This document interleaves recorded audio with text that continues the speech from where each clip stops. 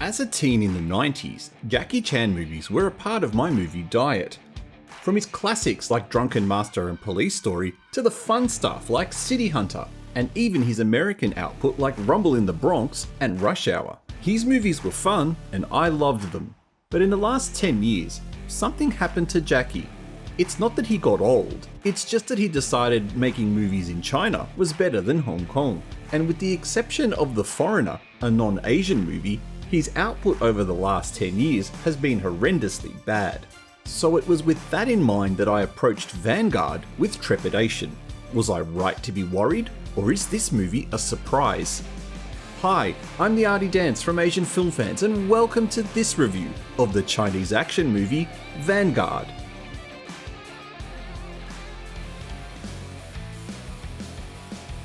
Jackie Chan plays Tang Hua Ting, the head of the Vanguard, a private security company that helps the rich and elite, but Jackie plays a backseat role in this film.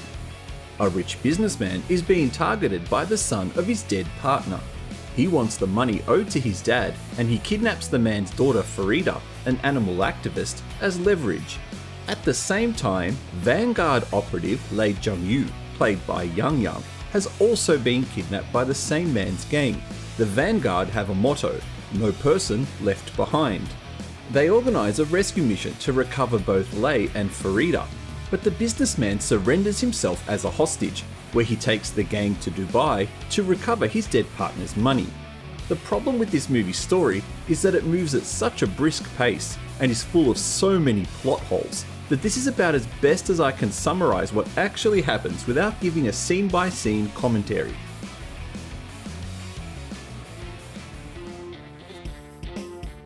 Are you expecting 80s or 90s Jackie Chan? Well, don't, because you're setting yourself up for a massive disappointment.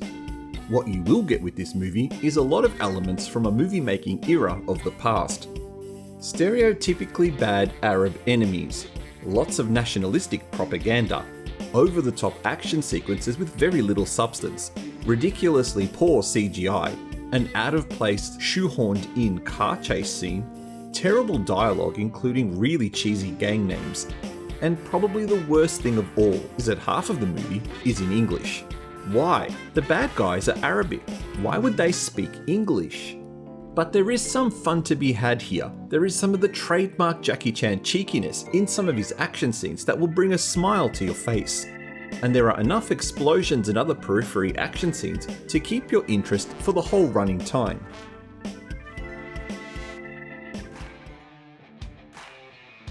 The most memorable parts of this movie aren't positive, so I'll save those for the next section.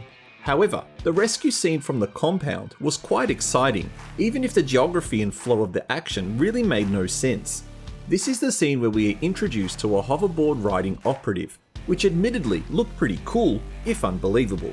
But this is a movie, and I'm allowed to like unbelievable things. And memorable, again for the wrong reasons, are the frequent instances of Captain China. What was the point of this element? Was that propaganda really important to get across?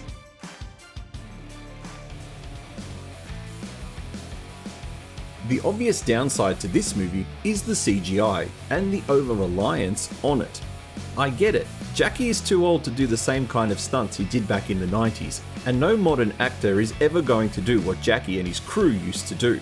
But from the really, really bad animal CGI, both the tiger and hyenas, which look so fake you wonder how it was never picked up before release, and never improved in the 8 months this movie sat on the shelves waiting for its release after the initial premiere for Chinese New Year 2020 was delayed due to COVID. Then there are some of the bigger set pieces that are a real disappointment. The most obvious one is the CGI car chase scene with the gold cars. Everything in this scene looks fake. From the way the cars drift, even though it looks more like sliding, to the ridiculous maneuvers that could never be done in real life. This car sequence shouldn't be in the film. But the worst one is the most disappointing, and that's the water rapids scene. When you're watching it, it feels like it is CGI when you consider some of the moves and stunts being pulled off. And there are obvious telltale signs of CGI and green screening. But then you see the end credit sequence, and most of it was filmed live. which leaves you wondering why not scale down the action in this scene and make it 100% real. As a Jackie Chan fan, you are conditioned to think that everything he does is real, so when this scene occurs, it feels like a betrayal of everything you know about him and his movies. I've never had to question the stunts in a Chan movie before, and I don't want to start doing it now. The movie is not a complete write-off. It's just the product of a filmmaking country that hasn't quite matured to the rest of the world. Just because you can do something doesn't mean you should, and in this movie's case, just scale back some of the over-the-top action. It's a Jackie Chan film. No one will ever think bad things about a Jackie Chan film with scaled back yet believable action scenes. With that in mind, this isn't his worst movie, not by a long shot. Nothing could ever be as bad as Bleeding Steel. My recommendation is your choice. If you've seen it, what did you think? Thank you for watching this review. Please don't forget to press the like button and consider subscribing to support my channel.